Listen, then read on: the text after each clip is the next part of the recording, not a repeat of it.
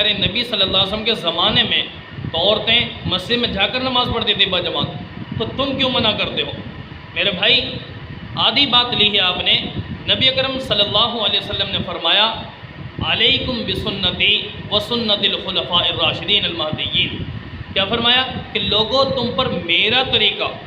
میری سنت، میرے صحابہ کا طریقہ، میرے صحابہ کی سنت یہ تم پر لازم اور ضروری ہے کہ جو حکم میں دے دوں یا میرے صحابہ دے دیں اس کو ماننا امت مسلمہ پر لازم اور ضروری ہے۔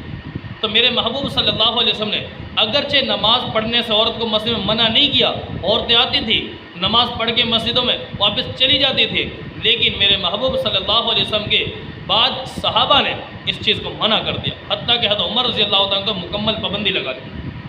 کوئی عورت مسجد میں نہیں آئے گی۔ اما عائشہ رضی اللہ تعالیٰ عنہ فرماتی ہیں کہ جب پیارے نبی کا زمانہ گزرا، چند سال ہی گزرے تھے کہ حضرت عمر رضی اللہ عنہ کا زمانہ بھی قریب تھا، اس زمانے میں اما عائشہ رضی اللہ تعالیٰ عنہ فرماتی ہیں کہ میں نے عورتوں کی وہ کیفیت محسوس کی، وہ حالات محسوس کیے، کوئی بدگمانی نہیں کی جا سکتی صحابیات کے بارے میں، انسان اپنے ایمان سے فارغ ہونے کے قریب چلا جائے گا اگر ایسی بدگمانی کی۔ تو یاد رکھنا کسی صحابہ کے بارے میں، کسی صحابیہ کے بارے میں کوئی ایسا جملہ بولنے کی ضرورت اور اجازت نہیں ہے۔ ہاں یاد رکھنا تو اس وقت تھوڑی سی کوئی سستی، کوئی غفلت، میری اماں عائشہ رضی اللہ عنہ فرماتی ہیں اگر محبوب تمہاری یہ حالت دیکھ لیتے تو تمہیں لازمی مسجد میں نماز پڑھنے سے منع کر دیتے، اور حضرت عمر رضی اللہ تعالیٰ عنہ نے اس معاملے کو مکمل پابند کر دیا اس پر کہ بھئی کوئی عورت مسجد میں نہیں آئے گی، اپنے گھروں میں نماز پڑھ کرو۔ میرے بھائی دوستو، جب صحابہ نے منع کر دیا تو آج ہم دیکھیں اما عائشہ رضی اللہ تعالیٰ کا زمانہ کتنا پاکیزہ، صحابہ کا زمانہ کتنا پاکیزہ، بے حیائی کا تصور تک نہیں جس زمانے میں، نبی کے تربیت یافتہ صحابہ اور صحابیات کے بارے میں۔ تو بتاؤ آج جو ہمارا ماحول بن چکا ہے، بتاؤ مسجدوں میں اگر یہ آئیں گی عورتیں،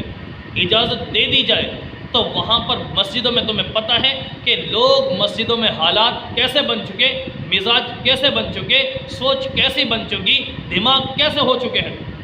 نہ مرد کا دماغ صاف رہا نہ عورت کا دماغ صاف رہا۔ جب میاں اور بیوی کے علاوہ جب یہ غیر محرم کا اختلاط ہوگا، اکٹھے ہوں گے، راستے میں آنا جانا ہوگا، ٹھیک ہے، اس طرح ہوگا کیا کہ معاشرے میں فساد برپا ہو جائے گا۔ عورت کو میرے محبوب نے کیا بلکہ قرآن پاک نے فرمایا وَقَرْنَ فِي بُيُوتِكُنَّ وَلَا تَبَرَّجْنَ تَبَرُّجَ الْجَاهِلِيَّةِ الْأُولَىٰ، اپنے گھروں میں بیٹھی رہو، جاہل زمانے کی عورتوں کی طرح نہ نکلا کرو، اپنی زیب و زینت کو ظاہر کر دی۔ آج عورت سے کہا جائے اپنے گھر پر رہ، اگر گھر پہ نہیں، وہ کہتی ہے میں عید پڑھنے جاؤں گی، جمعہ پڑھنے جاؤں گی، چلو ان میں تو چلے جانے دو، اگر ان میں جانے دیا جائے گا تو میرے محبوب کا قرآن بتاتا ہے وَلَا تَبَرَّجْنَ تَبَرُّجَ الْجَاهِلِيَّةِ الْأُولَىٰ، جاہلیت کے زمانے کی عورتوں کی طرف تم نے نہیں نکلنا۔ آج مسلمان عورتیں وہ کام کر رہی ہیں، زیب و زینت کے بغیر نکلتی نہیں ہیں۔ اسی کو تو کہا کہ اگر ان سے کہا جائے کہ بھائی تم پردے میں نکلو، حجاب کر کے نکلو، اپنے زیب و زینت کو چھپا کر نکلو، تو آگے سے کیا جواب ملتا ہے؟ اگر چھپانا ہی تھا تو اتنا خرچہ کرنے کی ضرورت کیا تھی؟